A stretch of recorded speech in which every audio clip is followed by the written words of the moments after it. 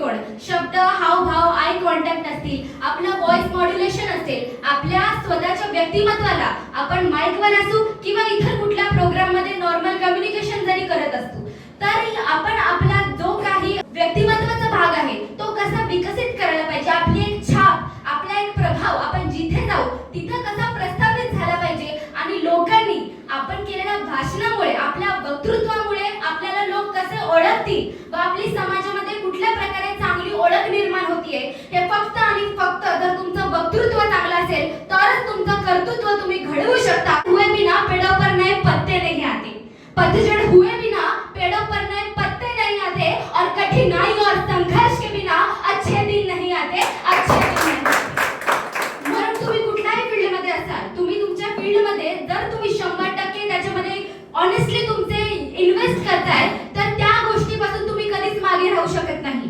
आणि आपल्या आयुष्यामध्ये आपण वक्तृत्वाच्या या 3 दिवसाच्या प्रशिक्षणामधून हे शिकलो की पहिलं पाऊल, एक छोटंसं पहिलं पाऊल आपल्या जीवनामध्ये काय काय मोठे बदल घडवू शकतो हे फक्त आणि फक्त आपल्याला दीपस्तंभामध्ये येऊनच समजलेलं आहे। जोपर्यंत आपण आपला कॉन्फिडन्स स्वतःच वाढवत नाही तोपर्यंत तो समोरच्या बसलेल्या वक्त्यांनाही दिसणार नाही किंवा श्रोत्यांनाही दिसणार नाही। त्याच्यामुळे तुफानों में ताश का घर नहीं बनता।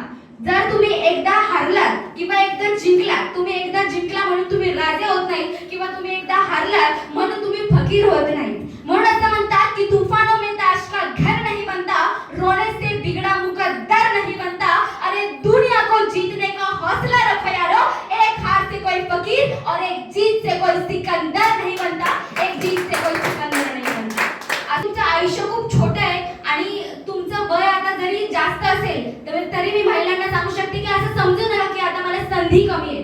संधी शोधून मिळते, संधी स्वतः येत नाही, संधी आपल्याला निर्माण करायला लागते, त्यानंतर संधी आपल्याकडे येते। त्यामुळे आपल्याला पडायचं, धडपडायचंय, पण या माईक पासून कधीच तुमच्या आयुष्यात तुम्ही दूर जाऊ नका। हे जे 3 दिवस तुम्ही इन्व्हेस्ट केलेले आहे, तुम्ही इथे फीस दिलेली आहे, तुमचा वेळ दिलेला आहे महत्त्वाचा, आपल्या आयुष्यातला इतका महत्त्वाचा वेळ जर आपण एखाद्या कोर्समध्ये गुंतवणार असू तर हे 3 दिवस तुम्ही शेवटपर्यंत तुमच्या आयुष्यामध्ये जपा, प्रामाणिकपणे कलेचा निरंतर सराव करा आणि 1 महिना सरांनी सांगितल्याप्रमाणे टेम्पररी मेमरी आणि परमनंट मेमरी असू दे, या दोन्ही फॉर्म्युल्यांचा जर तुम्ही तंतोतंत वापर केला आणि तुमच्या आयुष्यामध्ये तुम्ही त्या फॉर्म्युलाचा वापर करून चांगल्या साहित्य सामग्री अंमलात आणल्या तर नक्कीच तुम्ही एक प्रभावी वक्ता बनणार, ही मला खात्री वाटते की तुम्ही 3 दिवसाचा कोर्स केला, तुम्ही खूप चांगलं बोलताय। कारण आपण कितीही उंची गाठू, एक प्रामाणिक आणि प्रभावी वक्ता तोच असतो जो घडल्यानंतरही आपले पाय नेहमी जमिनीवर ठेवतो।